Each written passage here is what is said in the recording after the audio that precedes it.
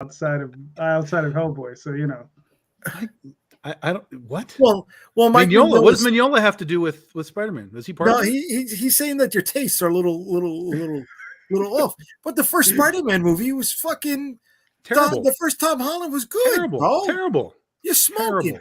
Terrible. You're smoking. Terrible. You got your new secret. Terrible. On so much that I literally had to think about what the hell you were talking about. I had forgotten that movie to the point where I was like, "This is oh yeah, that's right, the Vulture and like all of that." And that's literally even that. I still have no memory of anything other than just the Vulture. And I remember that we had the new MJ, which was I was like, "This is dumb. Why do we have a new MJ?" And she's not MJ, but she is, but she isn't. Like this is dumb. I'm struggling to remember anything about this movie. You're hurting me, bro. You're hurting me. I mean, Tom, just keep hurting that motherfucker. Listen, I don't even want to get. Here's the thing: I don't even want to get into a discussion about it because I have no memory of it. I can't even tell you why it was bad. I'd have to watch it again to remind myself why I hated it. But I do literally. I remember more of the second one, like we were just talking about, like way more of the second one that I thought was like this is all right, this is better. But yeah, no, the first one is just wash it away. I mean, I'm hurt. I'm hurt. I'm speechless. Start the fucking show. Come on, you got an hour. The show started already. Next week we talk all about why Spider-Man. I don't even remember what it was called. What was it called? Homecoming. Yes, I don't even know what it's called. Yeah, next week we'll talk about all about why it was. It's called Spider-Man Homecoming. Yeah, you're right. It was Homecoming. Let's see. I don't remember the title, much less anything else. You're busting my balls, right? You're busting my fucking balls. Listen, who are you talking to, man? I'll tell you all about a movie. Any movie you want to talk about, we'll talk about it. Let's Sweet. Go. All right. In order, give me your 4 Spider-Man. In order, as far as the movies or the actors, or what are we talking about? The actors. What? You know what? Well, Garfield is the best Spider-Man. Or are you saying the actor? It's Garfield is the best Spider-Man. He doesn't have the best movies, but he's the best Spider-Man. Then it's Toby, and then it's Tom. And again, Tom is at the bottom simply because of what he was given. It's not his fault, but he was given oh my God, Mr. Stark, can I be an Avenger? Like, that's so irritating. That's not Peter Parker. Do you know what I mean? So I don't blame Tom Holland. I think he's a good actor, but what he was given was just this irritating, grating, horrendous, terrible Peter Parker. So, yeah. I'm and it's a shame because Garfield got kind of jacked with his movies because his movies aren't great. More specifically, the villains aren't great in his movies. Okay. Like they're just really bad villains. Yeah. And so he kind of got hosed on that. But if you were to put Garfield into Holland's movies, he would have elevated those movies to a level that it would have been like, whoa, something's really going on here. He still would have had shit to deal with, assuming they wrote it as, hey, Stark, I want to be an Avenger. He would still have that problem, but at least he's an actor that he probably could have managed that in a better way than the way Tom Holland pulled it off. So did you like the third movie where he appears with Toby? No Way Home? No, terrible. That was an awful movie. Okay. It was a legitimately awful movie. Poorly written, poorly paced, poorly thought out, and just a cash grab of how, and this is what Deadpool is going to be, by the way, folks. Deadpool is going to be a massive cash grab of how many people can we put into this thing so that people will come and see our movie. They were going to go see it anyway. I'm not even going to tear that one down because it was a franchise builder for Sony, right? Or not for Sony, for Fox. But it's being billed as this. Like, here's the thing. I just noticed this today. Every time I see news about Deadpool, it's always, oh, this cameo, this cameo, this cameo, this cameo. I don't hear anyone telling me about how amazing the story is going to be or how amazing it's going to be to fit anything together. Like, no one is talking about why this matters other than let's see some cameos. And this is the problem with a lot of the Marvel stuff that we have right now. And this is why I didn't like Spider-Man No Way Home, is it was just like, hey, how do we just throw shit in here? And there's no real, there's nothing going on. There's nothing going on. And the fact that Peter Parker can beat Doctor Strange with math, like, stop it. Stop it. Stop it. Stop it. I'm floored right now. Dude. I thought the final one was the best one of the three, and I loved the meta, the layers to it all. I cried when Garfield rescued Zendaya. You know, I bust a tear. It was, here's the thing. Here's the other thing with that movie. As the trailers were coming out and people were arguing about how it was going to work and what we were going to see and everything, I literally saw that scene of her falling right in the trailer, just in the trailer. And I was like, Garfield's going to rescue her right there. And we didn't even know that the Spider-Man are in there yet. I was like, that is Garfield's moment to save the girl and have this moment. And people were like, no, that's not even happening. I'm like, y'all are dumb. And then it slowly played itself out. And then it happened. And I'm like, listen, guys, I'm a writer. I know how this shit works. Yeah.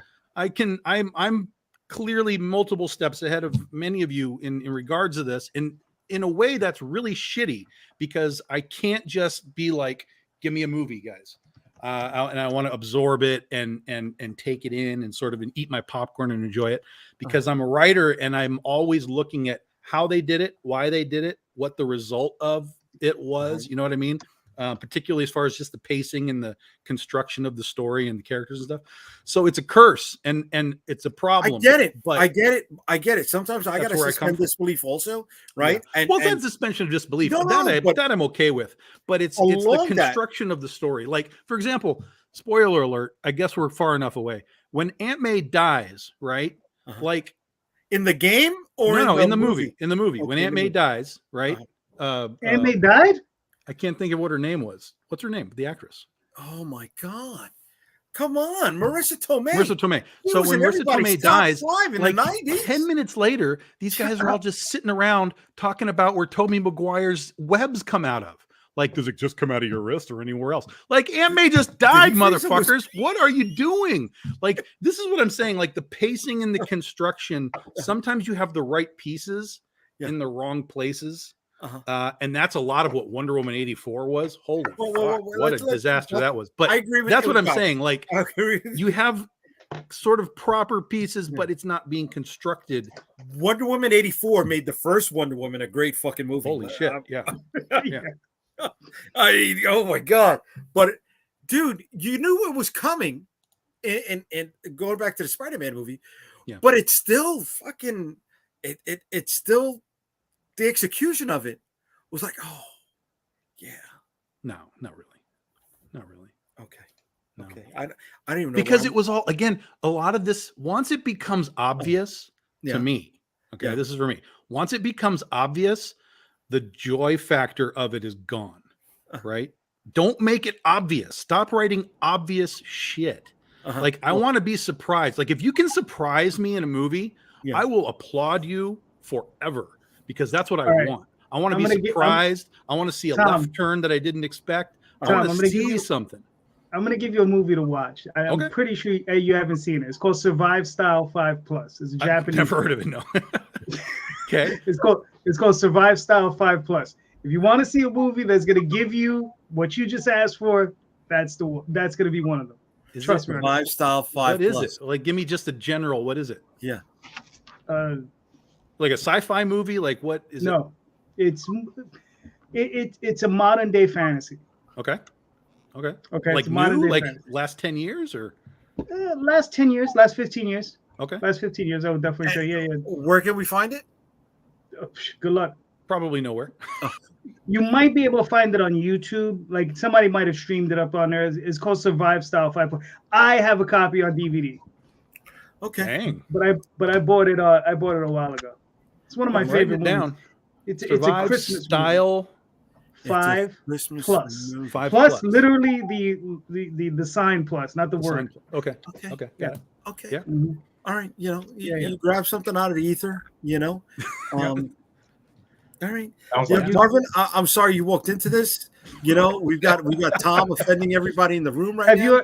Have you ever watched any of damn it. What is this guy? It's another Japanese director. There's a crazy. Oh, is that a Japanese Japanese movie? That That's a Japanese movie. Yeah, Okay. there's subtitles and the whole nine yards. It's Okay. straight Japanese. I'm okay with subtitles. I read subtitles. Yeah, I got no problem with subtitles. Oh, I'm loving Shogun. Oh, you read? Yeah, I read. I read. I'm just curious. I'm illiterate. I can read. I'm literate. I forgot what movie I went to that there was some dude and his girlfriend had to read the subtitles to him. Oh my god. I think it was Alexander. Because certain parts of it were, I think, in Greek or something. I don't even remember. But well, I mean, I understand because, and even for me, like for example, I watched the Train to Busan, right?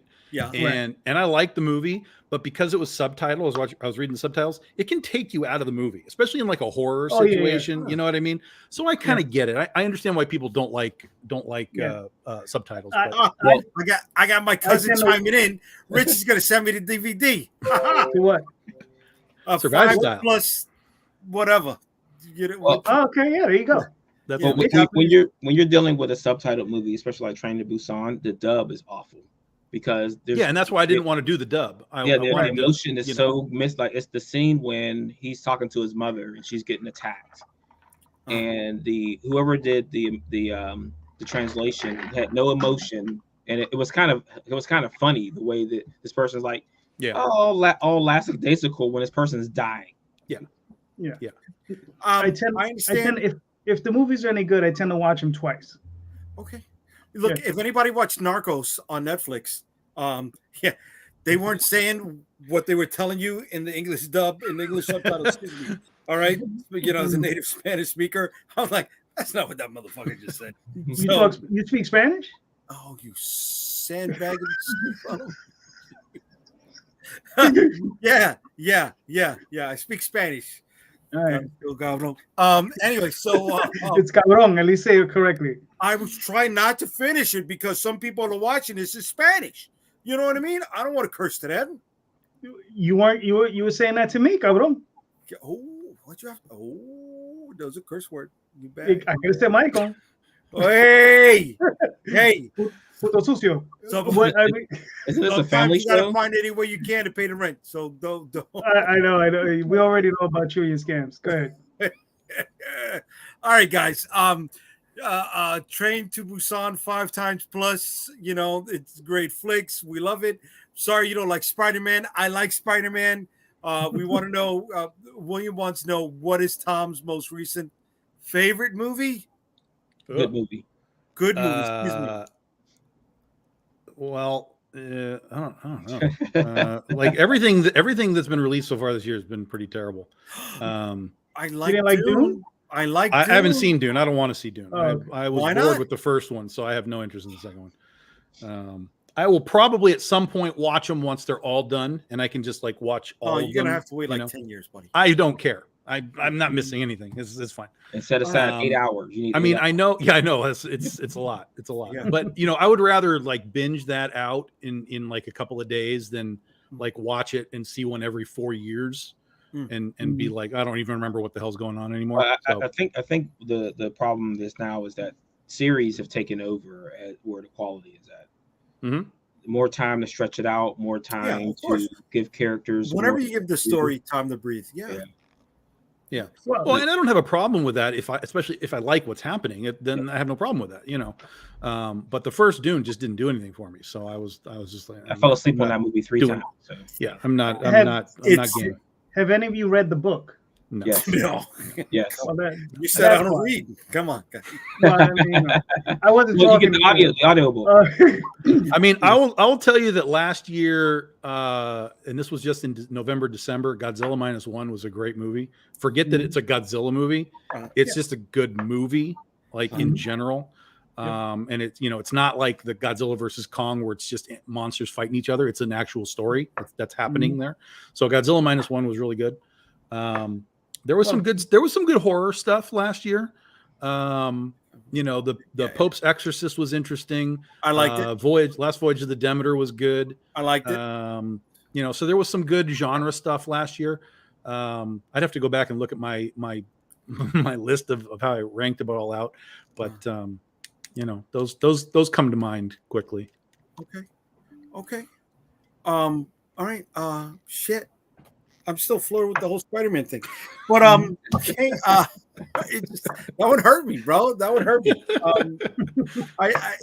I like Demeter. I didn't like the setup at the end. Sure. You know? Yeah, I understand. That was unnecessary. What was the other one you mentioned? Pope's Exorcist. Pope's Exorcist was okay. Could That have been. was- Could've been that more. was funny. Yeah, I thought it was just. I thought it was a good. I didn't think it was brilliant, but I thought it was. Considering they were just using these exorcism tropes that we've all seen a million times. I think they did a good job with it. I think they built a world that they could potentially keep going if they wanted to, which I thought was interesting. And on the opposite side of that coin is The Exorcist, the remake, which was a giant pile of garbage from Blumhouse. Yeah, they pretty much given up on it. They're like, nah. Holy God! They when they announced the sequel, they were like, oh, it's going to be a direct sequel. Now they're saying, pump the brakes. No, we're not. It's spent a lot of money to get that license, and like, what do you like? They were saying there was going to be a game. Like, how do you make an Exorcist game? Put that in Exorcist game. Okay. Yeah. Okay. I'm just imagining it'd be like one of those ones like the Friday the 13th game where somebody's Jason and everyone else is the counselors. Are you like there's a bunch of people like Exorcist and someone plays the demon or something? I don't know. And he goes around jumping into bodies or something. I don't know. I just thinking about that. Like, how do you make a game out of the Exorcist? Hot trash. What was the other one? Evil Dead Rise, right? The one with the mom. Yeah, it was a bit of a letdown. It was a letdown, and it was a letdown after a great start. Like the opening sequence was like, "Holy fuck, this is good," and then it just became, "Hey, let's just tell the Evil Dead in the city, and just use all the same tropes that we did, and tribute and homage everything we already did." And so, like, it's not like it's not like The Exorcist, it's not like a terrible film. And if it existed in a vacuum. And that's the other thing that I always talk about with a lot of these remakes and reboots. Like, if that existed in a vacuum, like that was the only Evil Dead movie that existed, we'd all probably be like, yo, that was pretty fucked up and kind of cool. But when we have two previous ones, already a remake of Evil Dead and the Army of Darkness and the Ash TV show and all this, it's like, you know what? Technically we haven't been here because we're in the city, but we've been here before, guys. And what I'm hoping for is, because they've already talked about it, is because they mentioned the 3 Necronomicons, right? Is I'm hoping that they'll do sort of a trilogy and really push this world and the world building of the Necronomicons, and kind of give us a trilogy with sort of a beginning, middle, and end, which might be kind of cool. But again, you've got to be able to push outside of what we've already seen done, unless you've got a nice cool twist, and putting it in an apartment building is not enough. Is it me or is it Tom? Am I? What? Did Tom drop out? No. Tom. No, Tom is there. I'm here. You said you gotta what? You gotta do what? I guess maybe I stole that. I don't know. I lost you. You dropped out? So what I said was that in the Evil Dead, they had the world building of the 3 Necronomicons, like they mentioned, there were 3. And so I'm hoping that they make a trilogy where they really build the world out and really take us in new places, right?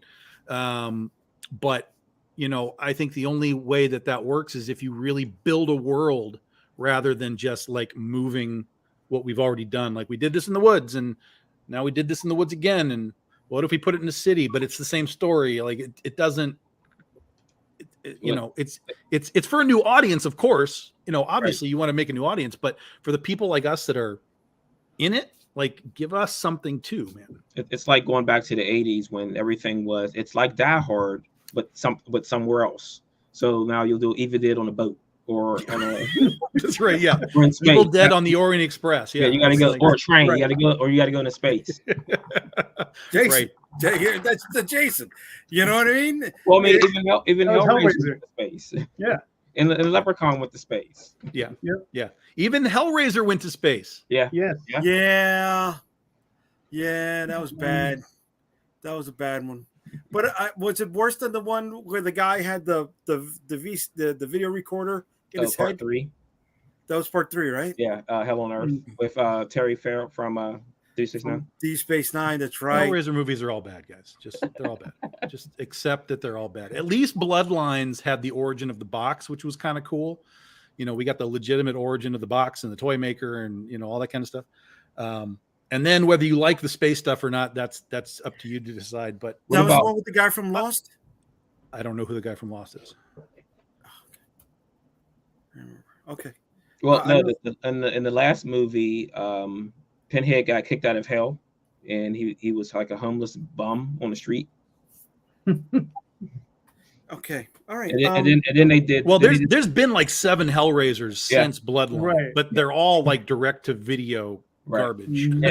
So he decided that he wanted to screw around with heaven, and thought that he was the hell priest and nothing could happen to him. So like God kicked him out of hell and put him on the streets as a bum. Okay. All right. And is that the one with the guy from oh my God, Craig Sheffer, that he was in No, that's after this one. This one didn't even have Doug Bradley, didn't even play Pinhead in this. Yeah. Doug Bradley dropped out for Yeah, that heaven had a plan for a serial killer, and Pinhead got in the way. And he actually killed an angel, and then the angel came back and banished them from hell. And that was it. Then they did the reboot, which I mean they really needed to refresh that. Isn't that the movie with Walken and the Ninja Turtle guy? Prophecy? No, that's the Prophecy. That's the Prophecy. Yeah. That's a whole different. I'm like, that's a whole different terrible thing, dude. Yeah, well, That's they a didn't whole cross different the terrible movie. No, well, I mean, those went on forever too after the first movie. Yeah. Right. Well, the first one was good because you had Viggo Mortensen play Great Devil. I think his devil was just as good as Peter Stormare in Constantine, and that was what? No, Viggo was good. Don't get me wrong, but I don't think he was that good. Oh, you think Peter Stormare was a better devil? I believe so. Yeah. Oh, I agree. Yeah, I like Viggo. Don't get me wrong, but I don't think he was that good. But how many times have we seen anyone even come that close to either one?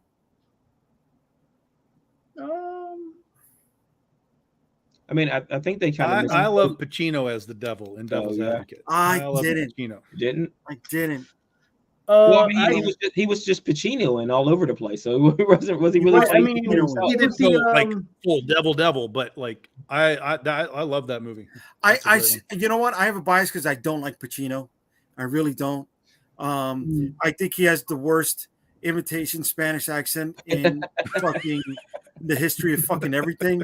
And when he tries to speak Spanish to the guy in the train in Devil's Advocate, I was like, I felt like you felt in the Spider-Man movie. Okay, so now I understand, bro. Now I understand. I'm not knocking you. I thought Robert De Niro played a good devil. Angel Heart? Angel Heart. Yeah, okay. I thought Robert De Niro did a very good job because it was very, very subtle the way he did it. But he wasn't as creepy as the other two. No, but I think that's what made him even creepier. Because because he's so suave, he can get you. You understand? Like he was gonna be your friend. You know what I mean? He's gonna be your friend. He's like, yeah, man, we're friends. We're friends. You know, he's just that friend. You know, then he pushes you in the front when she gets really evil. It's I like De Niro better than Pacino anyway, so I'm gonna say yes to that. Okay. I think Pacino's a much better actor than. I mean, I don't like everything that Pacino does. I mean, I like The Devil's Advocate. I like Heat. I like the Shakespeare one. Who was he playing? Huh? What Shakespeare one? He was in was it King Lear? He wasn't playing Lear. He was playing I keep thinking a lot. It's not a lot. It's it was one of he was playing one of the other characters in a Shakespeare play, but it was they filmed it as a movie. He was actually quite good in that. Wait, do you mean The Merchant of Venice? Was it The Merchant of Venice? He was the Jewish guy, the Hasidic Jewish guy selling an old school. Yeah, The Merchant of Venice. Yeah, that was good. That was good. That he wanted his pound of flesh. Right. Yeah. Okay. Yeah, he was very underrated in that. I mean, that's a whole underrated flick. I like that. Yeah. Mm-hmm. I'm with that. Okay. But then you also have his Dunkachino from the Adam Sandler stuff, and just I don't think I've ever watched an Adam Sandler movie. So Well, this new one, Spaceman, is supposed to be good, dude. It's good. It's not. It's not overwhelming. It's not like, wow, this was crazy shit, man. But it's like it's not a surface level movie, right? Like you have to go into this and understand that what you're seeing is not what you're seeing. You have to understand, listen, watch. It's like everybody. I went online the other day and I was like, for everybody that still thinks Adam Sandler movies are just Billy Madison, shame on you. And I had a picture of the Spaceman thing. And so people were like, oh my God, I watched it. It's so boring. And I'm like, everybody who thinks this is boring are the same people that didn't like Don't Look Up. And it's because you don't get it. Is it like Solaris? I don't know what that is. That's but odds are no. Sunshine. This is what I'm saying. Everybody's like, oh, I bet it's like Gravity. I bet it's like this. I'm like, no. Okay, you have no idea what this movie is. At all. Trust me. I guarantee you. And if you're willing to listen and watch and understand the information that you're being given, it's a very cool movie. It's not like, ooh, wow, this is like best movie of the year. Like it's a cool, introspective, type of movie. You got to be in the mood to watch it, certainly, because it's a slower movie, but it's good. It's good. Okay. I did try watching Uncut Gems. Yeah. I like that. And he was good. He was good in that. He was good in Uncut Gems is good. He was good, and in his Tobey Maguire remake, what was it called? Like I've seen, like, oh my God, I forgot. What I just wasn't into him. I just was never into him, but I saw Uncut Gems and I really enjoyed it. So okay, all right, no, Uncut Gems was good, and since we're also speaking about the devil, Elizabeth Hurley in Bedazzled, great devil. I don't know if you guys remember it, but "Donde estás la biblioteca" is a line that resonates with almost everyone. And something that should be resonating with a lot of comic book creators is the business side of things. And I know a lot of people did not go through such a terrible transition. it really was horrible. It's as bad as Spider-Man 1. I'm getting shut out here all night, guys. Jesus fucking Christ. The scary thing is I'm the one that's drinking. Come on. I thought I taught you something on Sunday with some of the transitions I've been trying to do. Listen, some of the stuff you were talking about on Sunday wasn't rocking and rolling, baby. But talking about business here, one of the things comic book creators need to do is learn it, right? And if you're gonna keep doing this for more than just one book, there are certain things you need to understand. One of those things is the sales funnel, right? And I didn't come up with anything. I wanted to have this as a nice raw discussion, and we're just going to pick this apart very quickly and talk about how this applies to the independent comic book creator and why they should know about a sales funnel. Do you guys agree? Yes? No? Maybe so? I'm kind of confused because that looks like a cup and not a funnel to me. Yeah, that's more like the holy Grail. Yeah, that's like the little chalice, that little pauper cup that you would see they would wheel out for Jesus. You have chosen poorly.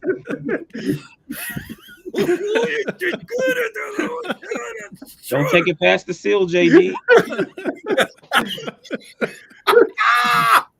But here's what I like, JD. The fact that this looks like the Holy Grail because it is the Holy Grail of how you do things. Yes. Well done. I'll give you the thumbs up. You made the funnel into the Holy Grail because this is where you need to start if you're going to understand how to. Do you want me to give you a thumbs up on your transition? Because that was a nice way to get back into it. Change it to the sale grail, and we're good. The sales grail. The sales grail. The sales grail. I'm going to make a T-shirt out of that. That's amazing. I love it. It's the sales grail. Yeah. Yes. Marvin, claim your percentage now. If he's going to start selling those, at least 10%. You're going to have it on T Public tonight. There you go. 10%, bro. That's 10% right. So speaking of the sales grail, guys, this is something that we could take hours breaking it down, but that's what business classes are for. We're just going to look at some of these elements and how they apply to the comic book creator and how we can translate that into something that makes it easier for them to understand or maybe retain for future use, right? The very top of the funnel is awareness, right? That's the first step of introducing someone to your product. Do you guys agree? Yes, no? Oh yeah, absolutely. Yeah. Right. Awareness is where it has to start. People have to know that you or it exists in some capacity, however limited. So, yeah. So, what ways can somebody introduce you new customers to their book for the first time? I mean, it's endless with the internet. I mean, we're literally doing it right now. Hey, guys, I make comics.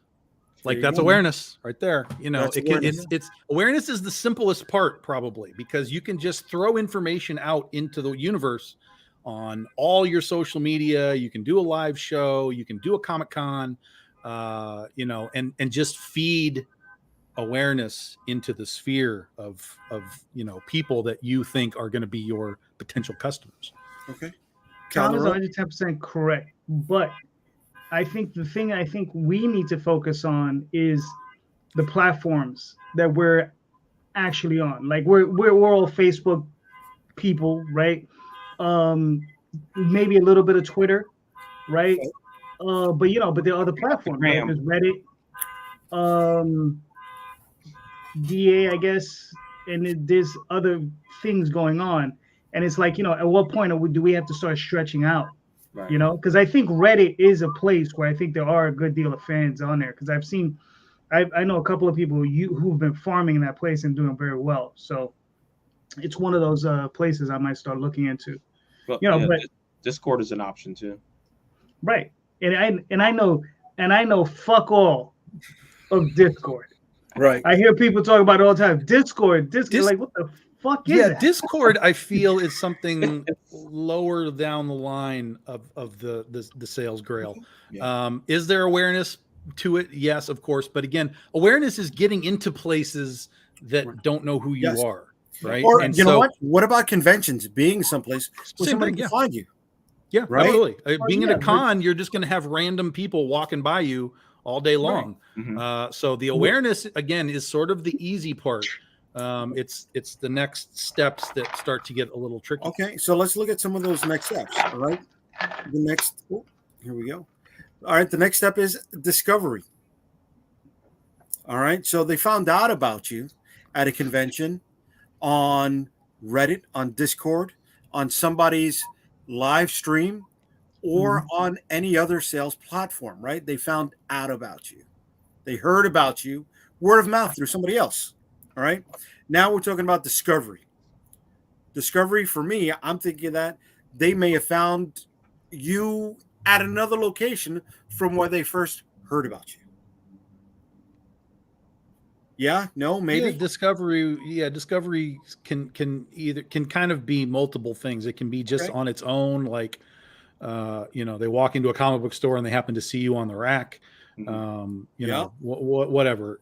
There's multiple ways of that. But when it's paired with the awareness, and they walk into the store and they're like, "Oh, wait a minute! I think I saw Critter at the Comic-Con I was at last week."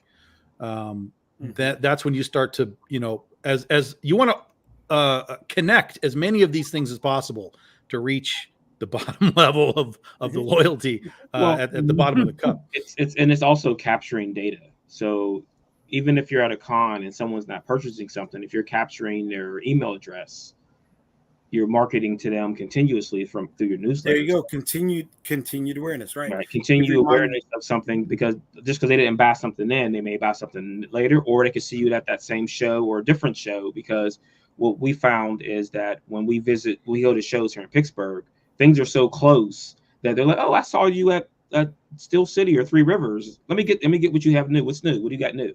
So that's continuously refreshing. Yeah, continuously refreshing that person's discovering your product. But also, when you mentioned comic shops, you have to be able to get those books elsewhere. Pizza shops. I actually talked to a local coffee shop recently about carrying books. And there's still head shops, right? There's still flea markets. Yeah. Right. You could show up any live event that's out there, whether it's a convention, a flea market, a fair fest, wine fest, anything that can where within someone the Venn diagram. Yeah, you're just, even if you're just handing out cards, something to get that awareness and then get that discovery. Oh, I got this card from this person, the QR codes. I'm going to tell you how important that is too, because people generally don't want to put anything in their pockets, but they will scan the QR code really quick. And now we got evaluation, right? So if they found out about you, they keep finding you in other places. So now they're going to start to evaluate your stuff. All right. So this is the point in my mind where we're talking about, should they spend money on you? Why should they spend money on you? Right? They're looking you up. They're investigating you. They're checking out maybe your Kickstarter campaign, like this Kickstarter campaign that's going on for 8 more days. Transition, boys. Yeah. I wanted to set up another one, but it ended, and I didn't know it had ended, so I apologize. But right now we got this one going on for 8 more days. All right. You want to tell us really quickly, Calderon, before you get out of here, what it's about? This is the Oswald Chronicles trade paperback for It Broke Free and Couldn't Read, a story where Oswald finds a warrior gnome on his mall or his home, and he helps rescue him and helps him fight off an ancient evil. And pretty much that's basically it. It's it's a story. It's about 120 pages. Along with the original comic book, I also have the original prose story is going to be in the back, so you can have an option to read both. So you get the original story plus the prose story, which is based on. So you get to compare the two because there are differences. And that's pretty much it. It's about a warrior gnome and all the action and adventure that he goes through with it. And it's your usual team of cohorts, right? Jade Gonzalez with a cover by Aurelio Tillis. All right. So we're close to our first stretch goal, which is going to be a 2K, giving out a couple of trading cards. First 45 physical backers are going to get a coaster and a pin. We're doing all right. We're another 8 days. I just started a new job, so I haven't had a lot of time to pay attention to this. So. Oh no, you don't want to say that out loud. Well, it's true. I started a new job. I haven't I've been doing what I can. Okay. Okay. Haven't been doing any streams. Haven't been, But that's what we're talking about in the discovery portion, right, guys? Excuse me, in the evaluation portion. So the link is right over here in the comments. You guys could take a look at it, do your own research, make your judgment on whether you want to buy the book or not. And I hope you do. It's good stuff. Right. And Tom just finished his Iron Butterfly. What did you run that one for? 2 weeks? No, 6 days, 7 days. God damn, dude. Yeah, a week. We did a week. Yeah. We did a week. We did $4,300 in a week. So how much? 4,300. 4,300. Okay. Yeah, for a book that had basically 2 covers. We did fine. Very nice. Okay. Yeah. All right, cool, man. All right, so let's get back to our sales funnel here, guys. Sales Grail. To the what? Sales Grail. Oh, excuse me. The Sales Grail. Hashtag Sales Grail. I apologize. Gentlemen. Everybody else watching, we're looking at the Sales Grail. All right, so now intent. That's our 4th step over here. Intent is pretty much, I think, where they are going to make that action. Well, it's where you start to have, it's where the hook is set, right? And you still have to reel them in because you can see the purchase is still below. But the intent is where you kind of have the hook set and you've got to kind of finish the deal. You got to jostle the line. That's right.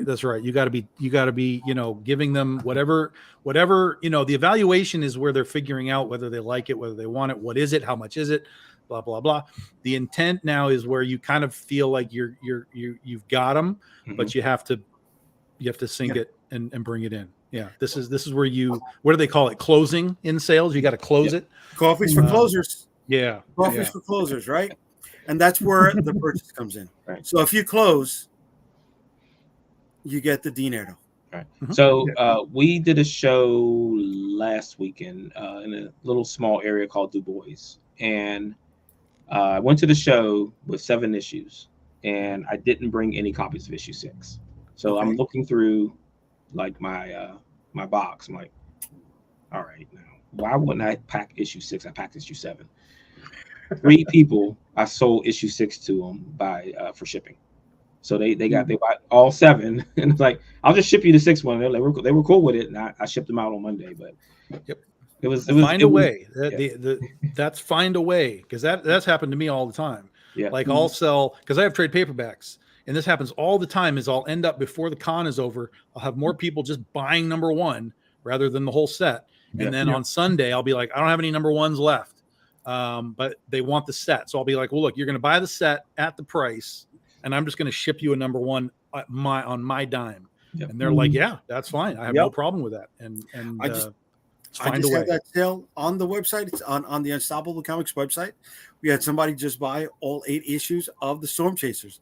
And you know what? I went through what I have here, and I went through the storage locker, and I'm missing issue number 7. I'm like, fuck, we have no more. I didn't even know I sold out of it at the last convention. You know, I'm doing the same thing. I'm sending the guy the books. I'm throwing in another one as a replacement and sending him the PDF. And the dude is okay with waiting for issue number 7. Right? You don't have a copy of your own? I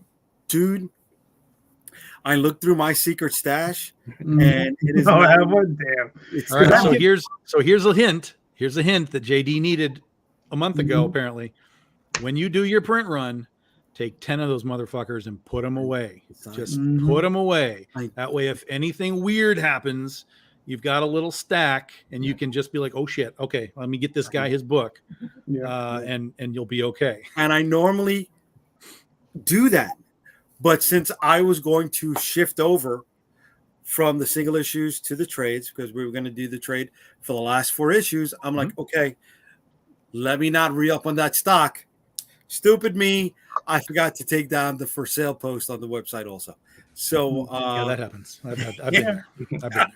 You know, so, but when we do stuff like that, guys, it leads to one thing, and that is number 6. Hopefully, yes. I mean, if you have the right customer service, if you've got the right attitude of let me help you buy my book, let me help you be happy with this book in your home, you know, then that's where it comes. Like I had a person who has taken like 6 months to pay me an invoice, and it was a very, very big invoice for books that they bought in one of my live sales. But, you know, they ran into problems themselves, health problems, issues, whatever. And they were like, look, I want to pay you, but I can't now. Can you make the PayPal invoice payable, and I'll just pay you a little at a time? And I'm like, yeah, of course. I have no problem sitting on these books. I know you're good for it. And they just slowly paid it, slowly. And they just paid the whole thing off like last week. And they sent me a message, and they were like, oh my God, thank you so much that you didn't put the books back. I really wanted them, and I felt so bad. And I'm like, I get it. Shit happens. Trust me, I understand. So, you know, work with your customers when it's working well. Work with your customers when it's gone sideways, and that's where the loyalty base will start to build. Not only that, I think that the loyalty will also lead to them speaking on your behalf when you're not around. Hopefully, yes. Right? Loyalty turns them into advocates, evangelizers for your books. And that in indie creator speak is gold.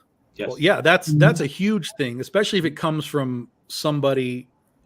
Like I was just at a comic shop last weekend for just to show up and do a signing, because they were grand reopening for their store, and every time someone came in the door, the store owner was like, "Oh, Tom's back there. He made Critter." Like, why are you saying Critter every time? Like there's all this other stuff, but every time he said Critter, like those people came back to the back of the store and they were like, "Oh, you made Critter? Like, what is that? Tell me what it is." And like we sold out of everything that was Critter, because that guy was just on it. Like, hey Critter, hey Critter, hey Critter. It's like, holy shit! All right, so yeah, it's if you get the right people talking about you, in the right. You know, environments, it can go a long way. Damn right. And that one of the things that we started picking up on is comic shops when they do new comic days and they're showing the books. And we had Shannon from Bat City like go through all our books for the last February 28th and gave reviews of all the books and said, hey, this is where they're at on this book. This is what happened last time. Get into these books if you're interested in this topic or that topic or this topic. And that's, they're doing that for you, but they're also doing it for their own store, right? They're generating loyalty from their customers. Yep. Today I was at Everyone Comics in Long Island City, New York, and Queens, and I saw firsthand how Demetrios, store owner, understood his customers, was ready for the customer as they walked in, grabbed their pull list, but then said, "Hey, can I show you what else is new?" Understand what their tastes were, right, and then pointed out some things. Let them have the opportunity to decide whether they wanted to take him up on his recommendations or not. Right. Well, I've seen some stores just drop certain books into someone's pull list, and when they pull it out, they go, "Oh, what's this? This is new." And they might even just give them a discount or say, "Hey, is there something new you want to try out? It's brand new. We just got it. Go ahead and try it as a takeaway, and let me know what you think." There you go, man. And that's loyalty, right? And that's business, and that's stuff that a lot of independent comic creators need to know, right? I mean, I went into this not knowing, not wanting, not having an inclination to go into the business side of it. But if I wanted to keep making books, I needed to learn that. You all remember back in the America Online days. I remember it really well. Not having a damn clue about what I was doing or how to get to where I wanted to go. And just like there's no data. There was none. Yeah, we're just flying by night by the seat of our pants. And it's lucky that eventually you figured it out. But I'm so glad that we have this information and we can share with other people, because I just don't want anybody being tortured the way I was. I'm sorry. You mentioned I got a stupid, fucking moron, young, ignorant fucking moron story when it comes to America Online. I just got my computer from CompuServe. And I'm picking up my books, still dial-up modem, and on one of the backs, one of the ads from a DC book said, "Make sure you tell America Online you want the DC Comics, package for AOL." And I'm like, I called up the number that was there. I'm like, a fucking moron, blah, blah, blah, blah. Make sure you send me the DC package for America Online. It was the same fucking generic America Online disc with a fucking envelope of maybe DC branded characters on it. I'm like, the fuck is this? There's no specialty collector's item bullshit in here. You went from awareness to purchase in 0.6 seconds. Because you know why? They had my loyalty. Yeah. They did. Yeah. Right? They knew a sucker when they saw one. Oh, big time. Shit. We're coming right out of the 0 hour era of DC. DC was strong at that period, I think. So they had my loyalty, man. I was waving that DC flag, dude. Okay. I was waving that DC flag, let me get into. Well, I'll say this: I'm still rocking the AOL email. I have the same AOL email from a million gajillion years ago. Oh, wow. And mine was erased because it got hacked. It got hacked. It was like my spam bot. I was using it to capture all the spam, and they finally shut it down. So we got Mike White Robot. I like Adam Sandler, but I don't agree that if people don't like a work, it's not because they don't get it. That's pretty insulting. I think people. Well, that's true. That's true. Sandler has range. Yeah, except that's true. Except that when I talk to people specifically about what I was talking about, the movie No Way Up, every time I talk to people about it, and they were like, "Yeah, man, I didn't know." I'm like, "You did not understand what just happened, do you?" Like, and we started to talk about this movie because it's not a surface level movie. Yes, it's about an asteroid coming to Earth, but it's not at all about an asteroid coming to Earth. It is so much subtext and extra layers that people just literally, it just went right over their heads. So that's why I said what I said. But you are right. There are some times where you're just like, yeah, I just didn't like it, and that's yeah. I stayed away from Don't Look Up because I had just seen The Bubble, and you want to talk about sub layers of text that was not executed properly. That was The Bubble. So I got back into the meta. And I will say, with No Way Up or Don't Look Up, it was way too long. They could have. Again, execution, like we talked about, execution, pacing. You had all the right pieces, but you could have done it better. I will say that too. All right, and Mike also chimed in. Totally, I think finding your audience and getting them to know your work exists is probably the biggest challenge for creators in this market today, and for the foreseeable future. Yes, long dots, but that's because you don't know who your customers are. You can't find them because you don't know who's your customer. You made a book. Who'd you make it for? Did you make it for us, or did you make it for yourself? That's always the operative thing on that. Is like, am I doing something because I noticed that something doesn't exist in the market. I want to create that thing. Now, what do you do with it? How do you find your customers? Well, that sort of thing is good if you're making a widget. Yeah. You understand? I mean, for me, I would hope, I'm trying to make art, right? Yeah. I'm trying to make a story that I enjoy, right? That thing about filling a niche, that's fine. If that's your thing, great. But I don't feel the need to fill a niche. Right. I'm filling the niche in my head that I need, right? Because that's what I want. Right. I'm going to write and create the books I want, and hopefully I can find an audience. Right. That has similar tastes to my own that'll hopefully enjoy it. But that's what I'm saying, is that I think that a lot of people don't know what they're creating for when they first start. And if you're mixed up there, how do you sell it to someone? If you got to find it. You got to find it. Just like when you're getting your feet wet, it'll come to you eventually. I think Marvin just touched on something that could probably be a whole show, which is a lot of times creators don't know what they're doing in terms of creation. Like, they're literally just here going, you know what, I like Superman, so I'm going to make my Superman. And while technically there's nothing wrong with that, that's not what the market needs, is that Superman, unless you have some conceptual realignment of what Superman is that can be brought to the forefront. But with DC doing all of those what ifs, and like, what if he went to Russia, and all this kind of stuff, like a lot of that stuff is in some ways kind of tapped out, so that's what I've been seeing a lot lately, the last 5 years probably, especially on Kickstarter. There's a lot of stuff that just gets put on there that's just like, I've been here before, guys. I've been here so many times with what you're trying to do. Again, where's the hook? What's your hook? Checking that line. What am I getting back? That's right. And I'm not seeing the hook on a lot of this stuff. It's very just baseline.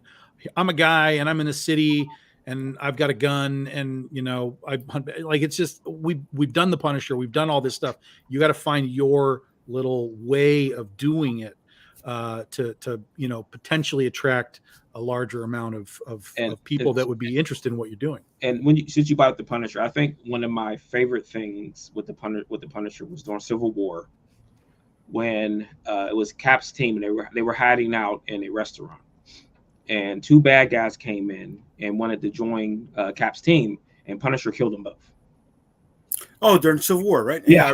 And Cap beat the mess and the crap out of the Punisher and threw him out. Like, it was like, yeah. And then the other part was Deadpool. When Deadpool killed Coulson because Hydra Cap told him to. And when the real Cap came back, he said, "Why would you do that?" And he says, "Dude, Captain America told me to do this. Why would I not listen to what Captain America says?" And that mix up with Deadpool and Cap, where they could never be like friends or even allies again because of that. All right, one more thing, Mike. White Robot is talking about is knowing your audience and presenting your work can easily get drowned out on every platform. We have so much content today, more than ever, but 90% is garbage and taking up space and making people tune out. This is where things like Comic-Con become so important, because you have a direct line of sight, literally, with you and the person you want to make a customer. Versus I have to post it. I have to give it to Facebook. Facebook has to disseminate it through an algorithm where, you know, who's going to see it, who isn't going to see it. When you're at a Comic-Con, you can literally take a book and put it in somebody's hand and start talking about it. Right. Now, it doesn't guarantee a sale, but it's a direct, here's my book, look at it, feel it. It's awesome. You know, do your pitch, run the sales grail, and at least get a purchase. And then hopefully they take that home and they go, God damn, this is great. And you start to build the loyalty. We're going back to number 3 on the sales girl, evaluation, right? You're giving them the opportunity to evaluate. And that's the huge benefit of Comic-Cons. And trust me, guys, I know they're a pain in the ass. And I know that they're frustrating sometimes. But it is the easiest way to make a direct connection with a potential new customer. Like we can all talk online and be in groups and be like, hey, I know that guy from that group and that guy from that group and whatever, but we don't really know who they are. You know, they're just names in the algorithm. But when you can be like, hey, Johnny, like buy my book. Let me take your email address. Let me put you on our thing. Let me email you when we do new stuff. Like that's the direct connection. That's not just the business connection, but also the personal connection. You can pitch yourself while you're pitching your product much easier in that sort of environment. Right. And that's where you cut through the noise too. When you say that there's so much other things that someone could be looking at, but if I've got a direct line to that person, I'm cutting right through all the noise of Facebook, Twitter, and Instagram and getting right into their inbox. Yeah. Mm-hmm. Yeah. One thing I hope can cut through some of the noise is the latest book from Marvin Wynn and the folks over at Comicsburg. It's a decent transition. It's decent. I'm not giving you the thumbs up. I'm gonna give you the okay. That wasn't an F for Marvin. That was the transition, judgment. Like I'm fucking up Marvin's shit right now. You're gonna take the subs off the notified section. Unnotified. Man, come on, dude. Killing Marvin, you want to let them know when this is coming out, bro?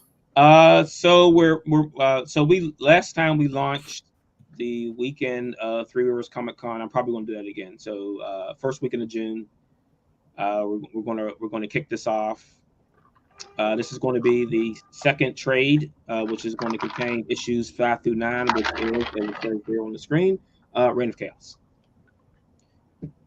and this will be followed by the Kickstarter for the action figure, which I'm waiting for JD to pick a date for his, so we don't overrun each other. I wouldn't wait for JD. I would just pick your own date and make JD work around you. Well, he said he was going to do his first, and I wanted to give him a chance. No, Marvin, do yours first because Jay is one of these people. He has a hard time pulling that trigger. Yeah, I do have a hard time pulling that trigger, bro. Yeah, You know what? I'm nervous. I'm nervous that my ego may not be able to come back from not hitting the 30,000 mark. Do you know what we call that? What? Bitch. Well, I mean, the good news is that I've got lines to the action figure world, so and I can help you out with that. My brother, it's hard that Calderon saying this after you got Mike White Robot here saying such good things about him. I love your content, by the way, JD. All the crap I'm streaming. I'm so happy to have found your channel where the algorithm favors stuff with millions of views already. So he's happy he found a bitch like you, Calderon, who came on this show. Thank you, Mike, for chilling with us. I appreciate you. Yes, thank you. By the way, Mike, I'm the real JD. Calderon's name is it's kind of like the whole Michael Keaton, Michael Douglas scenario. You know what I mean? Those are my initials, sir. Those are my initials. Those are not your initials. Those are not your initials, kid. Those are my initials. I'll tell you what I like, because Mike's talking is I like finding the channels where people are interacting. Like there's so many channels where there may be views, but people aren't jumping in and asking questions and stuff.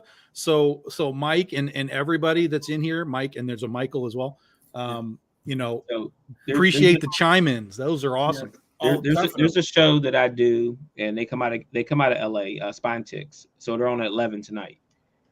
And every show, to my own somewhat detriment, when I'm on there, 45-minute shout outs to the chat. There's so many people in the chat talking that he shouts out for 45 minutes at the beginning of every show. Ouch. And it's one of the most involved chats I've ever been involved in on YouTube. Wow, that's cool, man.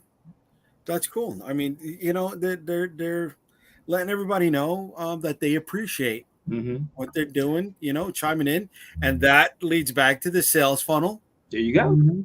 Right, and that breeds loyalty, guys. Yeah. So I did a special cover for them and put the Spine Ticks crew and some of their audience members in the Edge. I've sold out of that book 4 times already.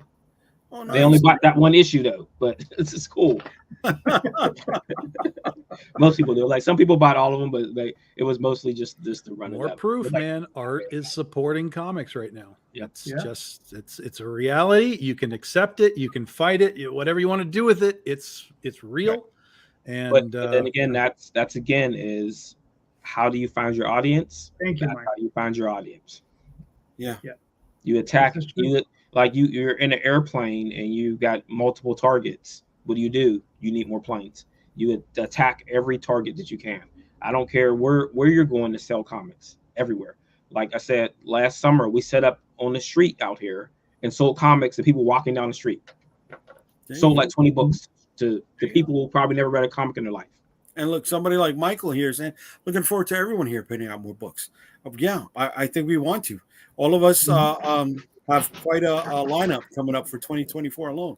Well, yeah, and the fact that all you guys are hitting the trade paperback marks, and I know other creators that are hitting trade paperback marks, like that's the sign of success because you guys have told your story, at least one story complete that you can actually put into a collection. And when you start to put collections up for sale on Comic-Cons or on your next Kickstarter or whatever, that shows that you're consistent enough to tell and finish a story or a story arc or whatever. And that is a signal to your customers, future or otherwise, that you're here, you're doing it, you're not just jacking around. It's not just about we made variant covers. It's we have stories, we have characters, and we've got content for you to pick up. I've always said that your catalog is your secret weapon. Yeah. Yep. Right. It not only allows people to buy a complete story, but like you're talking about, Tom, it shows them that you are able to complete the story. Yes. Yes. There's so many people that are just bouncing around stories and they like do 1, maybe 2 issues, and then they're doing 1 or 2 issues and 1 or 2 issues and 1 or 2 issues. I'm like, Jesus Christ. I'm a big kid right here. That's me. Finish a fucking story, you guys. Right, I think that comes with the territory of not being able to find your customer, also because it leads to focus. Yeah. Right. Very good. I can't make any traction with this issue, so let me bounce over to this one and try this one. Oh, I've got no traction. Let me go back to the other one, and then you're just bouncing back and forth with. I can't focus. In the beginning, that was me. I can't deny it. Right? I was the fat kid who eats with his eyes. Oh, I want a little bit of this, I want a little bit of that, a little bit of that. But it took me time to finish what was on my plate before I moved on to the next one. Fat kid?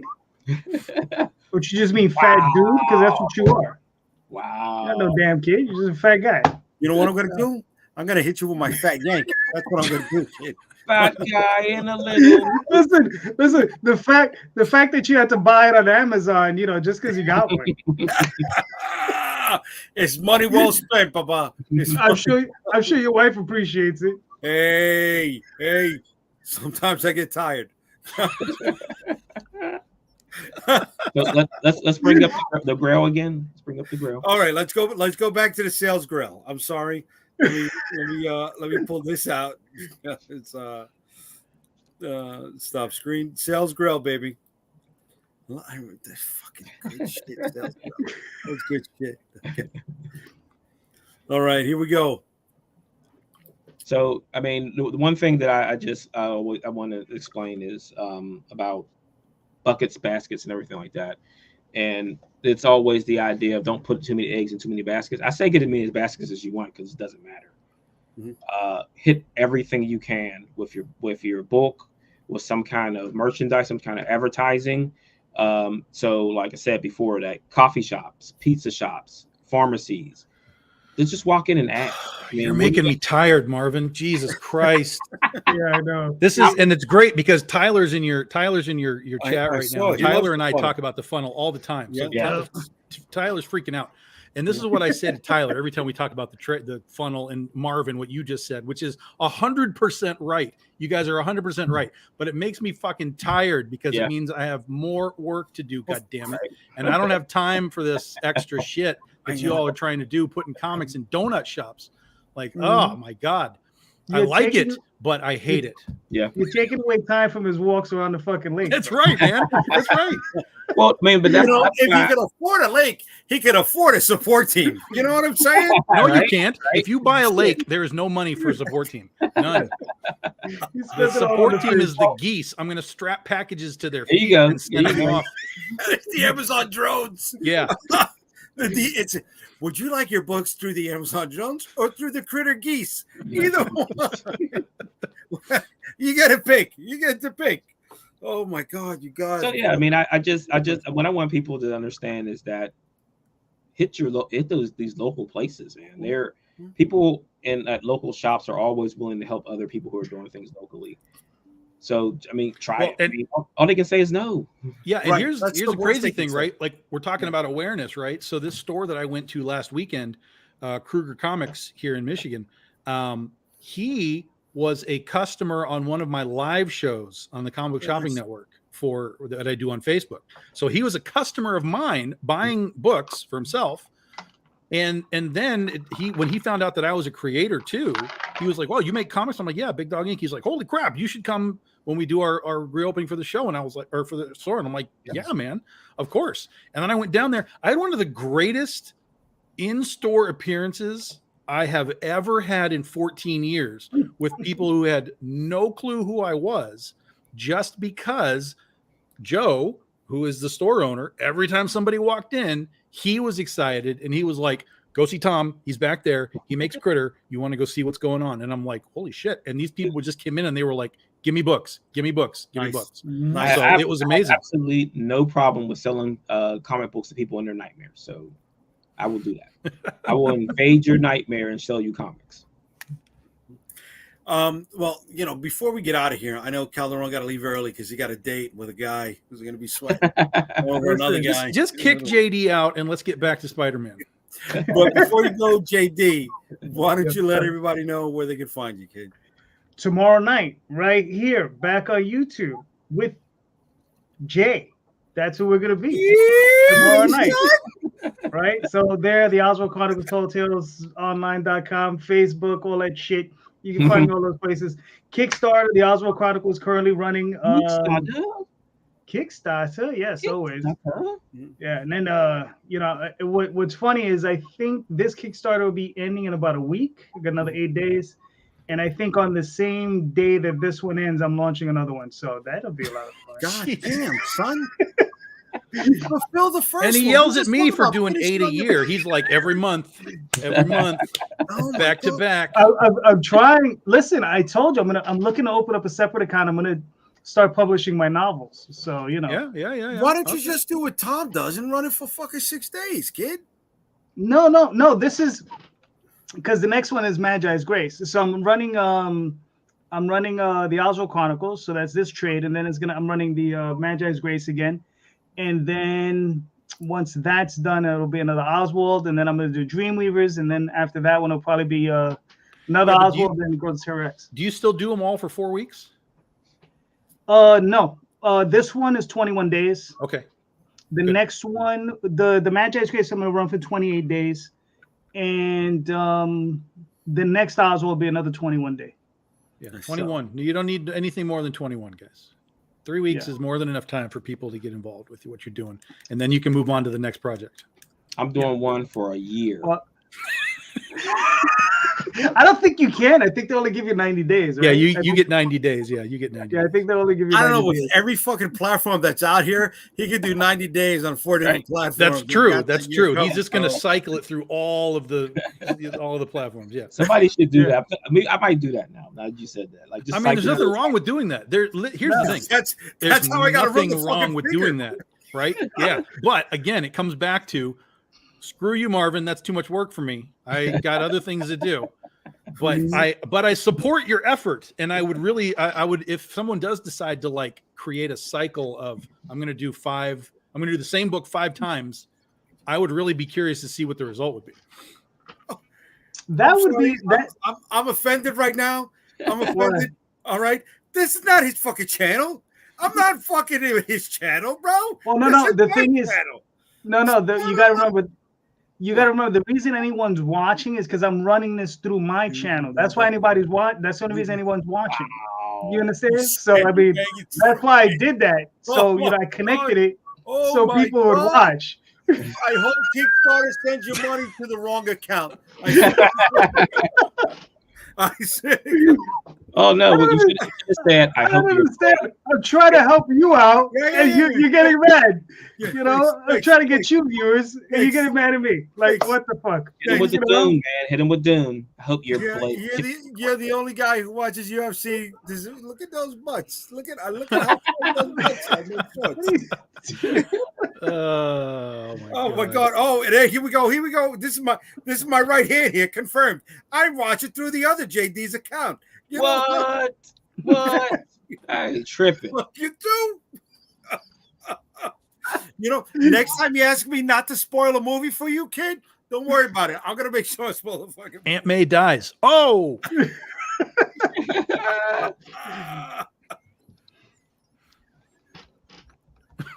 I still like that fucking movie. I like that fucking movie. Okay. On my last flight, I made sure it was ongoing and coming back. I saw it. Okay. And I kept rewinding the spot where Andrew Garfield saves Zendaya. All right. That did it for me, kid. It's not even a good moment because it doesn't even rest. Like the moment doesn't even rest. It's like, oh, hey, are you okay? Yeah, okay. Back to the action. Like it's not even a constructed. They gave him 2 beats to cry. No, there's no beats. They gave him 2 fucking beats. There's no beats. There's no beats. Are we hating on No Way Home? Yeah. Yeah. That's what I do, Marvin. That's what I do. Yeah, I seen your post on Facebook hating on all of it. See, that's the time you could be spending walking to those coffee shops and stuff and putting your. There you go. There you go. No, see, I'm going to the theater because I'm trying to create a connection with the theater so that I can sit and sell comics to people when the comic book movies are playing. Not Madam Web though. No one goes to see Madam Web. I wanna add this for a second here to awareness. Okay, awareness. Movie theaters. I don't know how many times we've heard somebody talk about, movies should start, comic book movies should start tying in comic shops or where people can pick up the stuff. Yeah. Right? I'm cool. I hear that. I'm with that. Until that point happens, could we band together and start to buy, not maybe the pre-roll footage would be a little bit too much, but those static images that are laid up there in the theater before the movie rolls up? Yeah, this is our book. This is where you can find it. You can, yes. I would never do that. Why? Because you have basically 2 groups of people at these movies. People that are just there because it's Spider-Man. They don't care about anything else. Or you have just the numbnuts that are there to hang out and they're on their phones all the time. They don't care about what we do. I think it is the right crowd, but it's not the right crowd for us. So like if I were to be like, hey, do you like Spider-Man? You might like Critter. Like it's going to go in one ear and out the other. Okay, but isn't it one more step to generate awareness? Right? It is. Awareness doesn't happen just like that. You need to constantly inundate people. But that's going to cost you some money. And the ROI on that particular brand of awareness is probably going to be minuscule. That would be my only concern. Well, I mean, you could also hit like the smaller independent theaters. That would be better. That would be better. It won't cost as much, but you have to have some handouts too, because generally that person who saw that thing is not going to remember it once that movie is over, especially 3 hours long. True. Okay. What about trading on that in social, right? Oh, look at my things here in the theater. If you spot it in the theater, I'll send you a free copy for digital copy for this or for that, or we'll enter you into a promotion for this, or you'll be one of the people that get the exclusive on my next Kickstarter, right? Just by taking a picture of this in the theater. Yeah, I mean, there's ways to evolve it, certainly. And a QR code is one of those things. But I mean, any kid that's going to scan a QR code and get a digital comic, they're not going to give a shit about buying your stuff, Right. So that's all I'm saying is that the audience that I would see in a theater, if you were to be telling them you can get Spider-Man at the comic book store in town, that's different than saying, Oswald Chronicles is a comic book too, guys. Let come buy Oswald Chronicles. I think that would be a very hard, if it was cheap enough, like dirt cheap, of course. But when you start to talk about throwing money at awareness, advertising and things like that, right? There's an ROI that you have to consider where it's going. And there might be better uses of it. And that's why I would say, like, if you could actually go in, for example, if I were to go to my little theater here and I'd be like, look, guys, I want to buy an ad for your comic book movies and say, Big Dog Inc., local comic creator, blah, blah, blah, whatever. Can I sit in the lobby with my books for a weekend? Yeah, we've done that. We've done that. Yeah, and that would be worth it, because then people go in, they're kind of like, oh, Critter, okay, whatever. But then when they come out, they're like, oh, wait a minute, isn't that the guy I just saw on the ad? Then you've got, again, a direct connection. Okay. So that would be a cool thing. If you could arrange something like that, I think that would be cool. So now, I don't know if you guys saw that I shared. So at Comics Pro, there was a guy, his name is Wes. He's doing a documentary called Shopping for Superman, which is about the retail market. Okay. That's going to festivals probably later this year. So is that the campaign that was on Indiegogo? Yes. Oh, okay. I didn't know about this. Yeah. So that's going. He should have done that in Kickstarter, but whatever. Well, he should have. No, seriously. Yeah. I mean, he should have. Yeah. Well, I mean, yeah, he would have got more traction on it if it was on Kickstarter. Yeah. But he's planning to do film festivals next year and do a wide release next year in the theaters. So that could be an opportunity for crossover with a comic-based thing, and you're in that lobby with comics. And if you want to do marketing, advertising, I would probably say reach out to him and see what he would charge for ads. Or what about when Kevin Smith would do the tours for his movies? Yeah. All right. He'd have the screening, and then there'd be a Q&A afterwards where they would sit on the stage and stuff like that.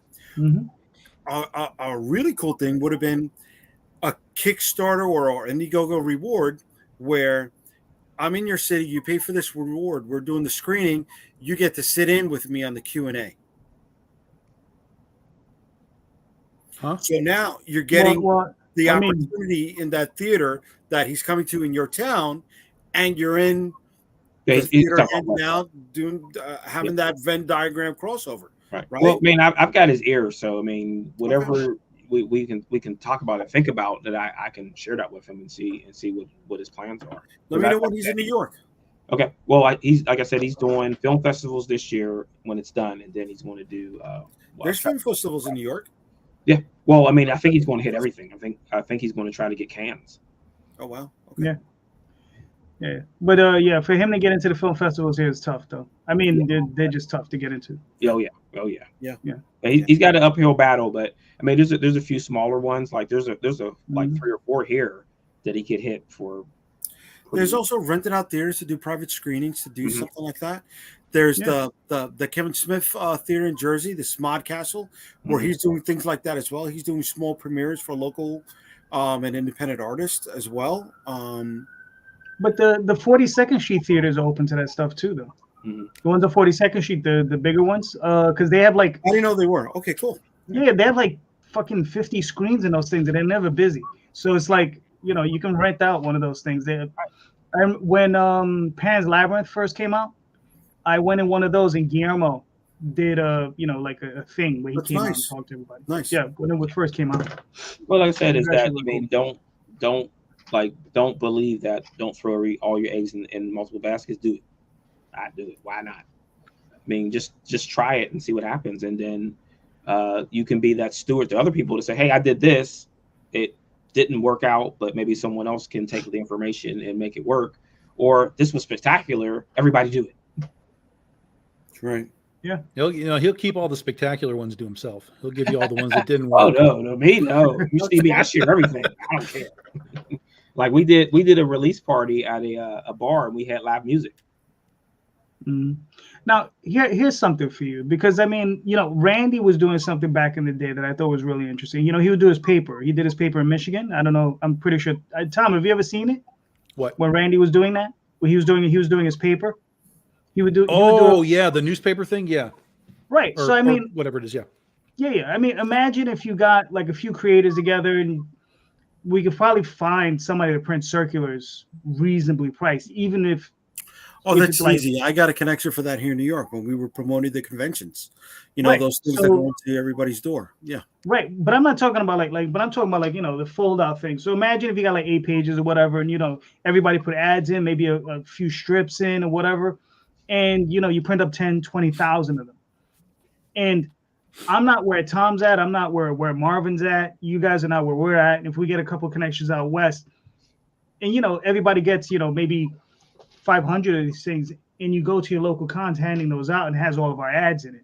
You understand? I think that's a good way of networking it. Not just cons. Most comic shops have that little takeout table. Comic shops, libraries, any place where you have people that read books, that read, because that's the key thing. That's the only thing that has me a little, because you guys were talking about movie theaters. It always had me questioning movie theaters, because movie theaters, you got people who want to watch movies. You understand? I mean, they're not necessarily going to be readers, but if you drop them off at libraries, what do people do at libraries? They tend to read.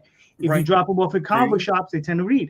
Some Barnes and Nobles have spots where the local community can drop things off and leave it there for people to take. Yeah, like you said, coffee shops, Starbucks, bagel places, right? Exactly. But what was the little mini newspaper that would come, or the newsprint paper that would come out of comic shops that would fold out in 8? Oh, yeah, they still do the comic shop news. Yeah, comic shop news. Yeah, they were they're still up and running.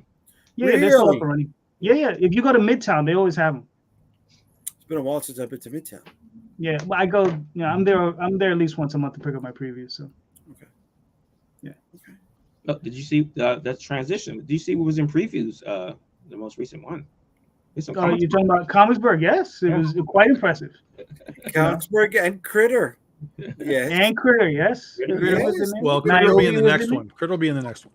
We're every 2 months, but yeah, Critter will be in the next one. Yeah. Mm-hmm. All right, here we got El Dudo coming in with drop books into community book shares on the street. Okay. There you go. Okay. And I got a few contacts from that. Yeah. But that's where a place, like handing out that type of paper, that's a place where you put in all your QR codes. So that's the one you missed, barbershops. There you go, man. Mm-hmm. Barbershops were key when I was a kid, bro. Mm-hmm. There was always, the beat up comic books there for us to read. Well, and that all comes back down to creating awareness, and that's stuff that we have to do, guys. Right. That's stuff we have to do. Be nice if there was a guild or a collective of independent creators that can do that. Oh my God. Herding cats, bro. Herding cats. Well, yeah, I mean, are you kidding? Look at what's going on with. Look how hard it was to get the 4 of us together at one time. I mean, well, we're going to do it, guys. We're going to do it next year. We're going to do it. There's a group right now. They're being very ambitious with a big crossover, right? Tony Cottrell and Advent, and he's gotten together about 30 independent creators to do something called the Epiphany Engine. And I really hope they can pull this out. And do you want to get but there was also War of the Independents like 10 years ago that they really wanted to do that, and they had big names involved in that too. They got the 3 issues though. They got 3 issues out. They got the 3 issues. Look, I'm not knocking either one of them. I hope they can pull it out. I really do. No, I'm not knocking either of them either. Yeah. I'm just saying that the history of the I remember of the gathering. Well, I mean, it's too many hands in the pot. Yes. Yeah. Yes. And as we talked about before, what I want to do is that we have to have ambassadors and stewards in there, and we have to chip away at it and say that this is how this is going to work. You're either in or out. I mean, there's no wiggle room on it. Like once you make a decision on it, that's the path we go on. If someone wants to go over here, then you go over there and do your own thing. Well, it's funny. Calderon created a very nice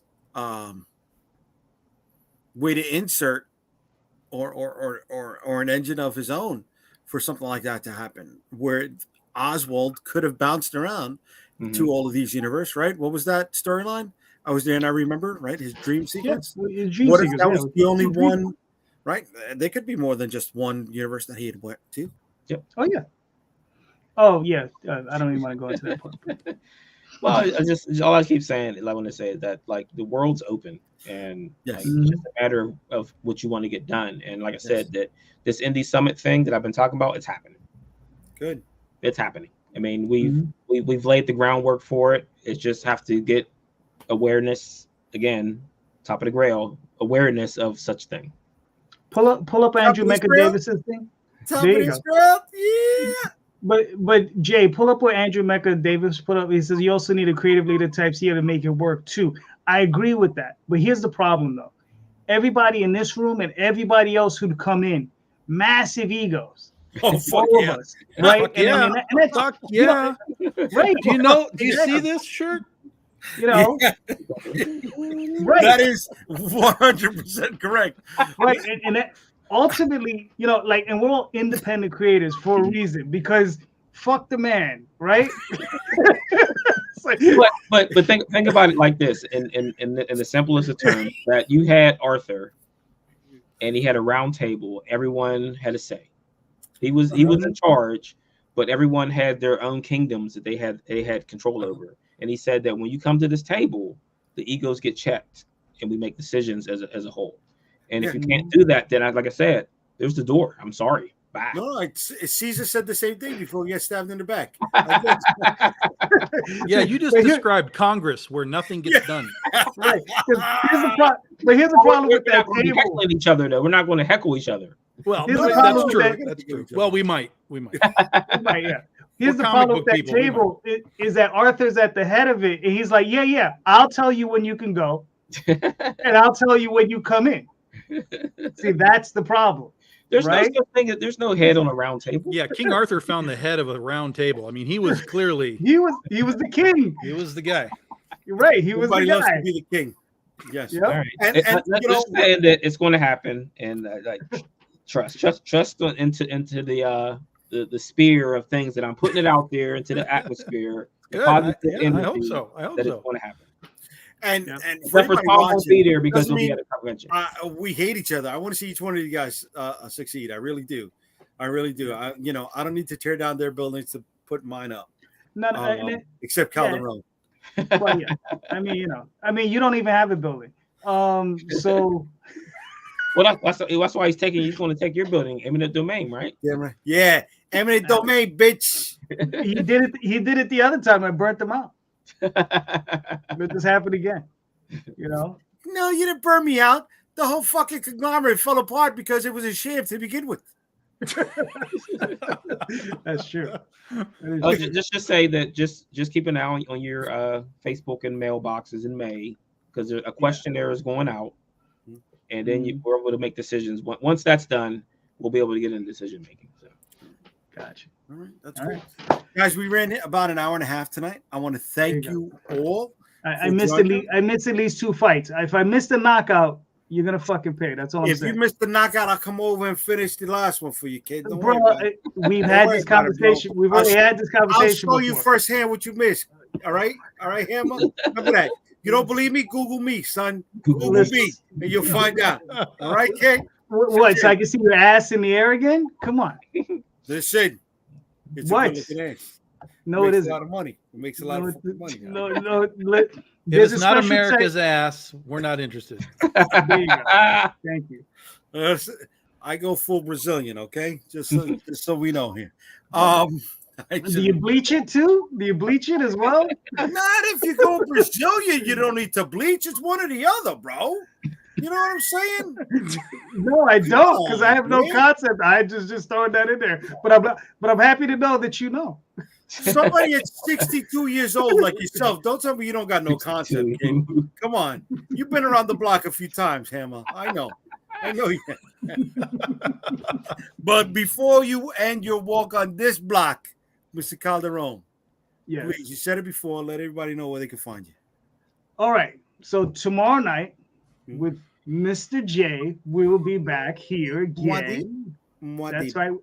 Indie Comics Explained, and we'll be talking about, and we have our show topic is Perch Right, our most crowdfunded books bad. That will be our topic for tomorrow. Dang, and I'm not on that show. Oh.